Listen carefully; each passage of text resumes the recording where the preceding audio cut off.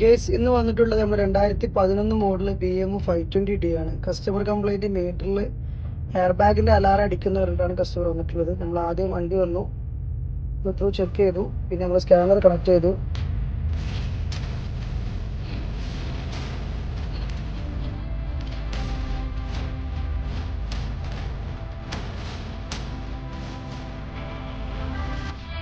ഇതുപോലത്തെ വണ്ടി നമ്മൾ സ്കാനർ കണക്ട് ചെയ്ത എല്ലാ ഡീറ്റെയിൽസും കിട്ടും. കിലോമീറ്റർ ഏരിയയിലും അതിൻ്റെ മോഡലും മാനുഫാക്ചർ എല്ലാം കിട്ടും.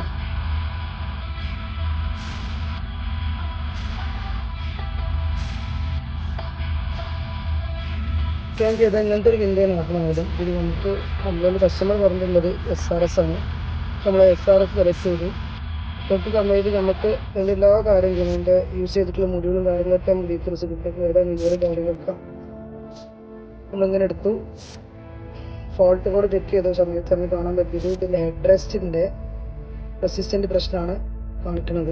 നമ്മൾ എന്ത് ചെയ്യണം, ഇത് അടുത്തായി ചെക്ക് ചെയ്യണം. ഇതുപോലത്തെ വണ്ടിയൊക്കെ നമ്മൾ കഴിക്കുന്ന സമയത്ത് നല്ല കെയർ ചെയ്തിട്ട് വേണം ഇത് ചെയ്യാൻ. കാരണം ഓപ്പൺ ആകുന്ന സമയത്ത് തന്നെ പിഫോ കാര്യങ്ങൾ എന്തെങ്കിലും പൊട്ടിക്കഴിഞ്ഞാൽ നമുക്ക് രണ്ടാമത് ഫിക്സ് ചെയ്യാവുന്നത് ചെറിയ ടാസ്ക്കുള്ള സംഗതിയാണ്.